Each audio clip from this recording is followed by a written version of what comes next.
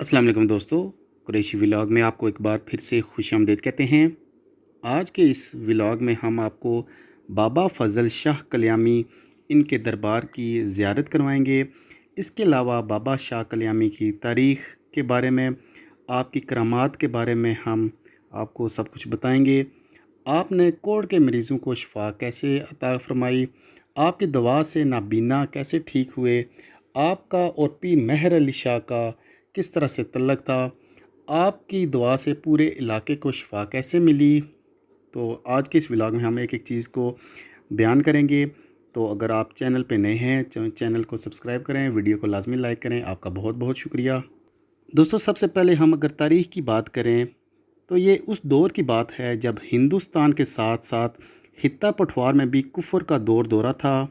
फिर अल्लाह के फ़ज़ल से अल्लाह ने अपनी कुदरत से ये फ़ैसला किया कि पठवार में एक अजीम हस्ती को भेजा जाए, जिसकी निगाह करम और जिसके करामात से हज़ारों लोग कुफ्र से निकल के दायरा इस्लाम में दाखिल हो जाएं। हज़रत बाबा फ़ज़ल शाह कल्यामी की पैदाइश से पहले आपके दादा सैयद मज़हर अली शाह जलालाबादी ने अपने ख़ास खलीफा, जिनका नाम हज़रत ख्वाजा मोहम्मद शरीफ ख़ान चिश्ती है, इनकी ड्यूटी लगाई कि खित्ता पठवार में एक अजीम इकबाल पैदा होगा। आपने इसकी तरबियत करनी है और इसकी बैत करनी है। लिहाजा हज़रत ख्वाजा मोहम्मद शरीफ ख़ान ने कल्यामी साहब की 12 साल पैदाइश से कबल, जब आपके वालिदैन की निस्बत भी तय नहीं हुई थी, आप कल्याम शरीफ में कल्याम अवान में रिहाइश पजीर हो गए। दोस्तों, बाबा फ़ज़ल शाह कल्यामी, आपके वालिद साहब का नाम हज़रत ख्वाजा अताउल्लाह अल-मारूफ हाफिज़ बूटा साहब था और आपके 3 फ़र्जंद थे। सबसे बड़े बेटे का नाम नूर अहमद था, उसके बाद हाफिज़ ग़ुलाम रसूल साहब थे और तीसरे नंबर पे शाह फ़ज़ल दीन कल्यामी। आपकी पैदाइश 1779 को हुई। आप बचपन से ही मजाहिद व रियासत में मशगूल रहते थे। बचपन में आप जलते अंगारों को हाथों में रख लेते थे। दोस्तों, अब हम कुछ बात कर लेते हैं आपकी करामात का। आपने सबसे पहले तमाम उम्र ज़िक्र इलाही में गुजारी। ज़िंदगी में आपने कभी ठंडा पानी नहीं पिया, ज़िंदा रहने के लिए चंद घूंट पानी पी लेते थे। आपने ज़िंदगी में कभी फल नहीं खाया। आपकी करामात की वजह से मंदरा, सुक्खो, साबरी, खित्ता पठवार और इसके गिरदो नवा के हिंदू और सिख बड़ी तादाद में मुसलमान हुए और आपकी दस्ते बैत से और कुफर के अंधेरे से यहाँ से छुट गए। दोस्तों, बाबा फ़ज़ल शाह कल्यामी को ऊँटों से बहुत ज़्यादा प्यार था। हम इनकी यहाँ पे एक करामत आपको बयान करते हैं, जिसकी हेडिंग हम देते हैं गंदम का तबाह होना। दोस्तों, बाबा फ़ज़ल शाह कल्यामी ने कल्याम अवान से उनको एक दुआ दी कि हमेशा खुश वसो, तुम मेरा उर्स तंग ना करना, खुदा तुम्हारा रिज़्क़ तंग नहीं करेगा। एक दफ़ा का ज़िक्र है कि आपके चाहने वाले, आपके बैतशुदा लोग आपकी खिदमत में पेश हुए और बहुत बड़ी तादाद में वो अपने ऊँट और जानवर लेके आए, जो कि कल्याम अवान में वहाँ पे रखना मुश्किल हो गया था। तो आपने कल्याम की जो आबादी थी उनको ये कहा था कि मेरा आप आज भी और आगे भी उर्स तंग ना करना, खुदा तुम्हारे रिज़्क़ को तंग नहीं करेगा। लिहाजा आपने जितने भी आपके पैरोकार थे, जो आपके मुरीद थे, उनको हुक्म दिया कि ये जितनी भी फसलें हैं इनमें क़याम करें, आप अपने ऊँट यहाँ पे बांधें और इनको जितना भी घास खाना है, जो फसल खानी है, वो खा लें। उसके बाद कल्याम की जो आबादी है उन्होंने बिल्कुल इस पे कोई भी तासुर ज़ाहिर नहीं किया। उसके बाद लोगों ने यहाँ पे देखा, जब यही फसल बाद में 4-5 महीने बाद तैयार हुई तो सबसे ज़्यादा यहाँ पे फसल थी। और दोस्तों, हर साल यहाँ पे उर्स होता है, जो कि 1 जनवरी से लेके 10 जनवरी तक होता है और आज भी उसी तरह से दूर दराज से ऊँट वाले और जितने भी जानवर लोग लेके आते हैं और वो इसी जगह पे, इसी आबादी में, इसी फसलों में वो अपने ऊँट रखते हैं और यहाँ के लोग मिन्नतें उनकी करते हैं कि आप अपने ऊँट यहाँ पे चराएं। और उसके बाद जब फसल होती है तो बाकी पूरी आबादी से इस जगह की फसल बहुत ज़्यादा होती है। दोस्तों, इसके बाद हम आपको पीर मेहर अली शाह और इनका तल्लक बताते हैं।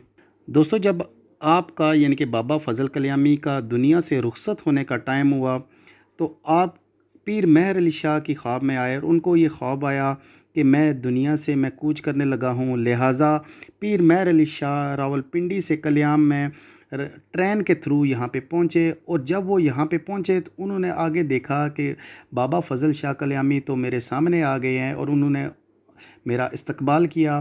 تو پیر مہر علی شاہ نے بابا فضل کلیامی سے پوچھا، آپ تو یہاں پہ زندہ ہیں، تو میں تو آپ کا جنازہ پڑھانے کے لیے آیا ہوں۔ تو یہاں پہ بابا فضل شاہ کلیامی نے آگے سے جواب دیا کہ آپ آل رسول ہیں، اور یہ کیسے ہو سکتا ہے کہ آپ میری رہائش پہ آئیں اور میں آپ کا استقبال نہ کروں۔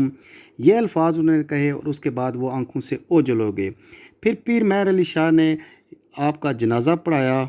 دوستو، بے شک اولیاء اللہ مرتے نہیں ہیں، بلکہ وہ ایک جگہ سے دوسری جگہ کوچ کر جاتے ہیں۔ آپ کی وفات 1852 میں ہوئی، جو اور ابھی آپ کا مزار کلیام شریف میں ہے۔ دوستو، پاک پتن دربار حضرت بابا فرید الدین مسعود گنج شکر کے احاطے میں آپ کی چلہ گاہ بھی موجود ہے۔ اس کے بعد ہم تھوڑا سا آپ کو کوڑ کے مریضی کو شفا کیسے ملی آپ کی نسبت سے، اس کو بھی بیان کر دیتے ہیں۔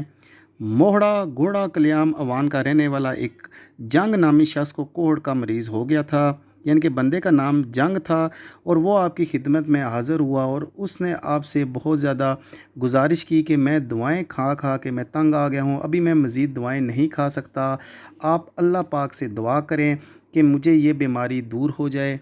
اس کے بعد آپ نے اس سے ارشاد فرمایا کہ گھر سے جا کے اور کپڑے بھی لے آؤ، اور وہ گھر گیا اور واپس کپڑے لے کے آیا۔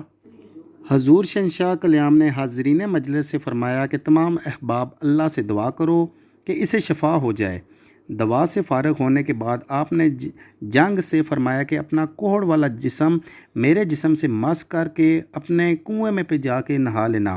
چنانچہ اس نے ایسا ہی کیا کہ اپنا خون آلود کوڑ والا جسم آپ کے جسم سے مس کیا اور آپ کے کنویں پہ جا کے نہانے لگا۔ جب وہ نہا کے آیا تو لوگوں کی حیرت کی انتہا نہ رہی کہ وہ ایسا محسوس ہو رہا تھا کہ جیسے کبھی اس کی مرض کو ہوا ہی نہیں۔ اس کے بعد دوستو آپ کو ان کے بچپن کا آخری واقعہ سناتے ہیں، اور یہاں پہ ہم اپنی ویڈیو کا اختتام کریں گے۔ ابھی آپ کم سن ہی تھے، اتنی چھوٹی عمر تھی کہ آپ چل پھر نہیں سکتے تھے۔ والدہ ماجدہ آپ کو گود میں اٹھائے گھر کا کام کرتی تھیں۔ ایک دن شام کے وقت ہانڈی روٹی پکانے کے لیے چولہے کے پاس کام کاج میں مصروف تھیں۔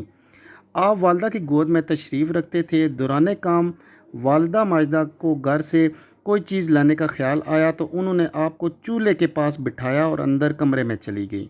جب واپس آئیں تو کیا دیکھا کہ آپ چولہے کے اندر آگ کے انگاروں پہ بیٹھے ہوئے ہیں۔ والدہ نے ایک دم سے دوڑ لگائی اور شور مچایا اور کہنے لگی، ہائے ماڑا فضل سڑی گیا۔ اس کا مطلب یہ یعنی کہ میرا فضل جل گیا۔ یہ کہہ کے فوراً آگ سے آپ کو اٹھا کے سینے سے لگایا۔ آپ کے چہرے کو دیکھا تو آپ مسکرا رہے ہیں۔ آگ کے انگاروں نے ذرا بھی آپ کو نقصان نہیں پہنچایا، یعنی کہ بچپن سے ہی وہ آگ کے انگاروں کو اپنے ہاتھ میں رکھتے تھے اور انگارہ وہیں پہ ٹھنڈا ہو جاتا تھا۔ تو دوستو، اس طرح سے بابا فضل شاہ کلیامی کا ہم نے آپ کو تھوڑا سا زندگی کا احاطہ کیا ہے۔ ہمیں امید ہے آپ کو آج کی ویڈیو پسند آئی ہوگی۔ ویڈیو اچھی لگے تو ویڈیو کو لائک لازمی کیجیے گا، چینل کو سبسکرائب کیجیے گا۔